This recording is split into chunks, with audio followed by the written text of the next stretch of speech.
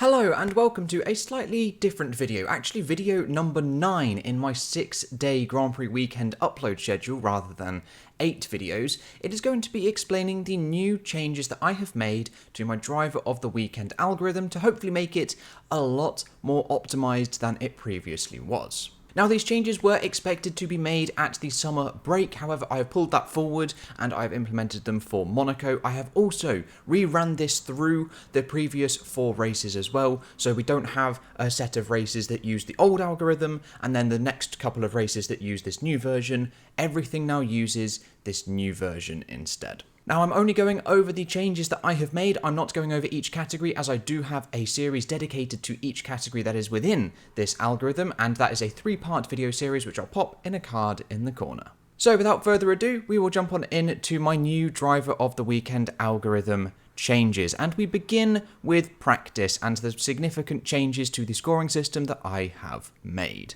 Now, just to quickly recap the categories within the practice segment of this data algorithm, we have individual and teammate performances. These two categories are being kept completely separate from each other until the very end. Even within practice, there will be 2 scores that are created: an individual practice score and a teammate practice score. These scores will be kept separate until the very end.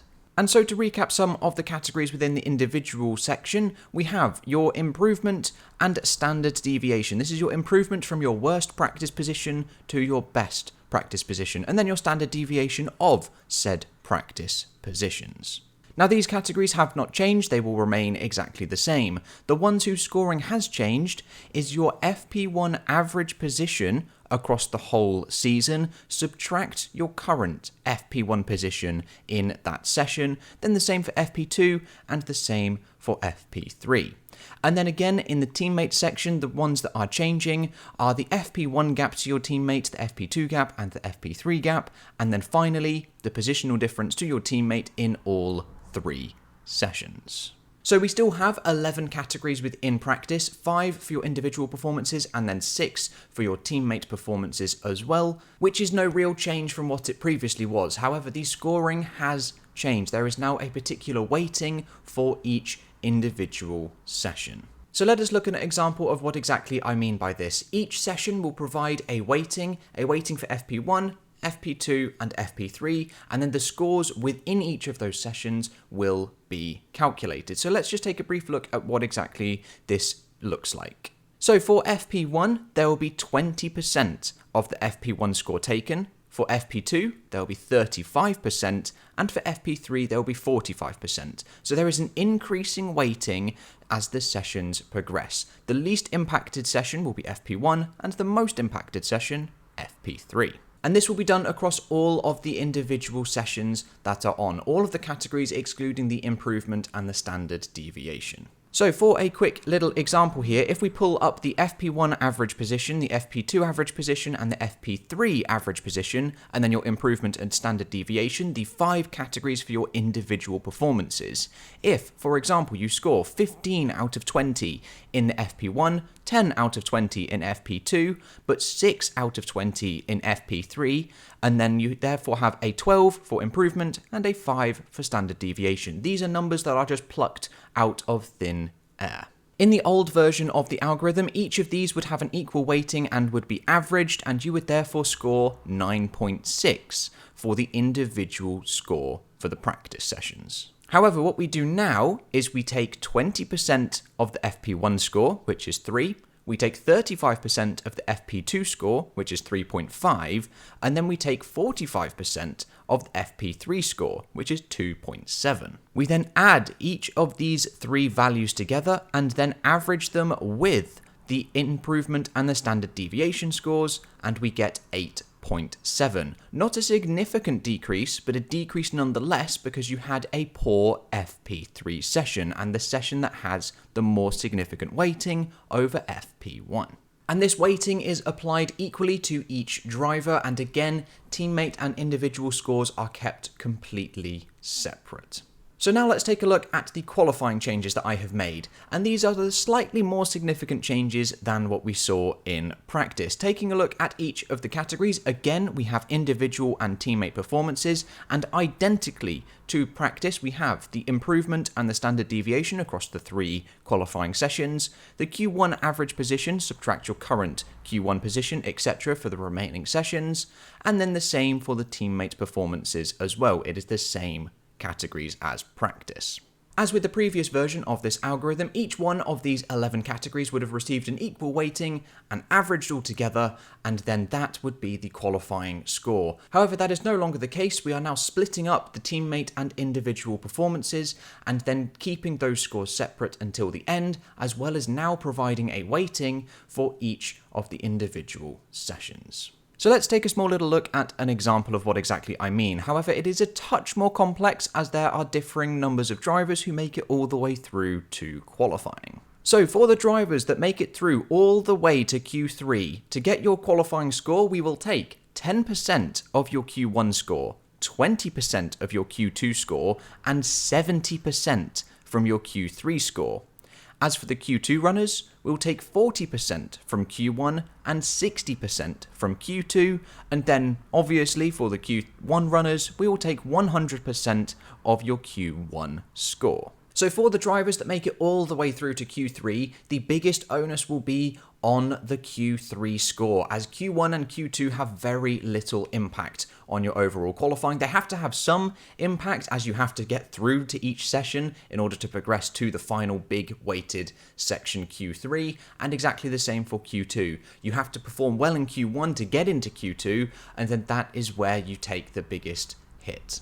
So again, just taking a look at those individual scores first, we'll look at the Q1 average position, the Q2 average position, Q3, the improvement, and the standard deviation, the 5 categories for the individual score. For example, if you score 5 out of 20 for Q1, 8 out of 20 for Q2, 18 out of 20 for Q3, and therefore you have a 15 for improvement and an 8 for standard deviation. In the previous version of the algorithm, these 5 values would have been averaged equally together, and you'd have scored 10.8. However, as this driver has now made it through to Q3, we take 10% of Q1, 0.5, we take 20% of Q2, 1.6, and we now take 70% of Q3, 12.6. We then add each of these 3 values together and once again average them with the improvement and standard deviation, and we now get 12.5. This is a significant increase as Q3 provides the highest weighting. You don't want to be hindered for a poor Q1, even though you had an exceptional Q3, the session that matters. And this is then applied to the other teammate categories as well, with the same appropriate weightings for each of the drivers, and again, teammate and individual scores are kept separate until the end. And then finally, we will take a look at what I have done to the race. I have just added categories here. So let's take a look at, again, the individual and the teammate categories, which will be kept separate. So we have the start to end difference. This is your starting position to your finishing position difference.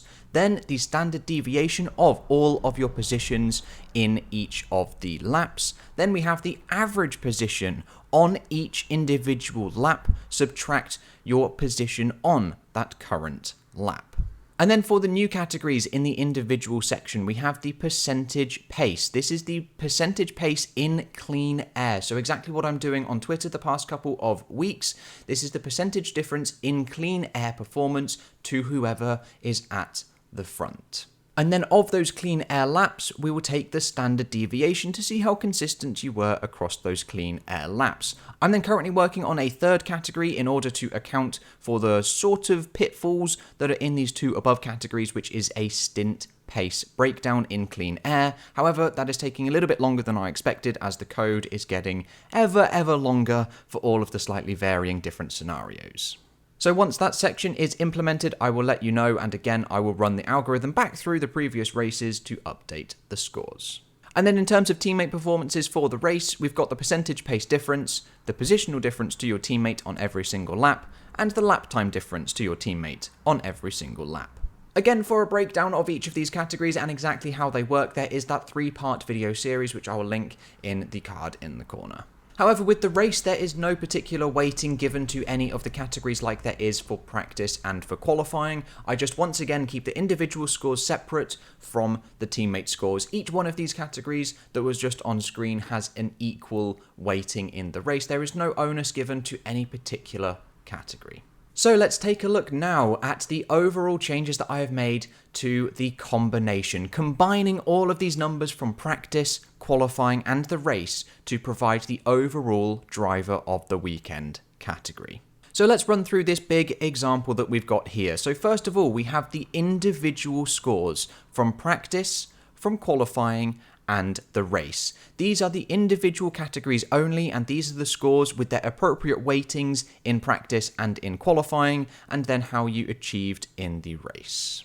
And in order to obtain an individual score across the entire weekend, we take 2% of the practice score, we take 28% of the qualifying score, and we then take 70% of the race score. Now you can see they had a very poor race compared to their qualifying, and they had an practice session. And combining all of these scores together, we get 12.28 for your individual category score. And then taking a look at the versions of the teammate categories, in practice, you scored 18 out of 20 against your teammate, 12 out of 20 in qualifying against your teammate, and then in the race, again, you did very poorly against your teammate and scored 6 out of 20. So you progressively got worse as the weekend went on. And once again, we take 2% of practice, 28% of qualifying, and 70% of the race to get an overall score of 7.92 for the teammate score. Now, originally for this version of the algorithm, the teammate and the individual scores would have been combined within practice, qualifying, and the race and given equal weightings. That has significantly changed. We keep them separate now until this very end stage, where if we head back to the example, we take 70% of the individual score across the 3 sessions, and we therefore take 30% of the teammate score across the 3 sessions, and combine them to give an overall driver of the weekend score of 10.97. So not only within each of the practice and the qualifying sessions, there is a bigger onus on the later sessions, which is now more optimized. There is now a further weighting for the race sessions, and now an even bigger weighting on your own individual performances over your teammate performances. This is a far more optimized version of the algorithm that I previously ran for the first 4 races. Now, do not get me wrong, this has taken me a little while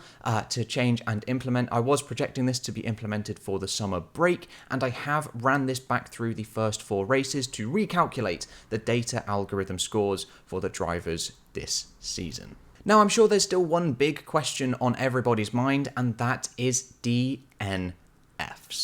And the answer to this is I'm still working on a sensible and optimized way of scoring DNFs. At the moment, if you crash, regardless of if it was your fault, if it was not your fault, or whenever and whichever session it was on, you score 1 out of 20. You score the lowest possible score you can. And that is in the individual sections. And then because of the teammate categories, there is no data to take for some particular sessions. For the sessions in which there is only one driver from each team going, the driver that crashed will again receive 1 out of 20, and the driver that did not crash will be split down the middle and take 10 out of 20. And again, this is applied equally to either practice, qualifying, or the race. There is no benefit to crashing in practice or crashing in the race. A crash is a crash. You will receive 1 out of 20 for your individual scores in whichever sessions you do not compete in because of the crash, and then your teammate will receive 10 out of 20 for the categories and the sessions that he is on his own. I hope that makes sense. It does take a little while to get your head around. And for mechanical failures, for things that are not in your control, you will receive a 5 out of 20. With again your teammate for the sessions where he is on his own will receive a 10 out of 20. I know it's not the most fair way to do it. It's just I don't want to implement any sort of sliding scale, because that starts to introduce biases, and that is exactly what I'm trying so hard to avoid with this data algorithm. I want it to just look purely and solely at the data, but I do realize that DNFs happen and crashes happen. For example, little Mick Schumacher at Monaco just now, he has scored 1 out of 20 for all of the qualifying categories due to the crash in FP3, and Nikita Mazepin has then scored 10 out of 20 in all of the qualifying categories that he was in.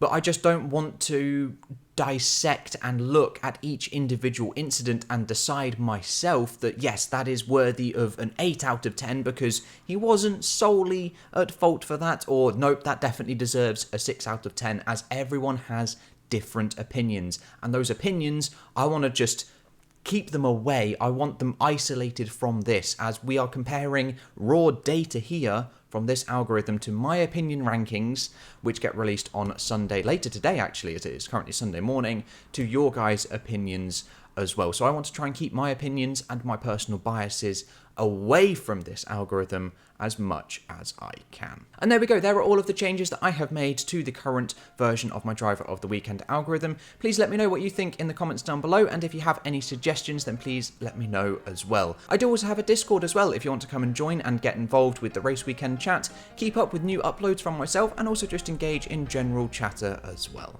The link to that will be down in the description down below, but that is all I've got for you today, guys. I hope you have enjoyed, and I will catch you in the next episode with whatever and whenever I decide to make it. I'll see you guys then.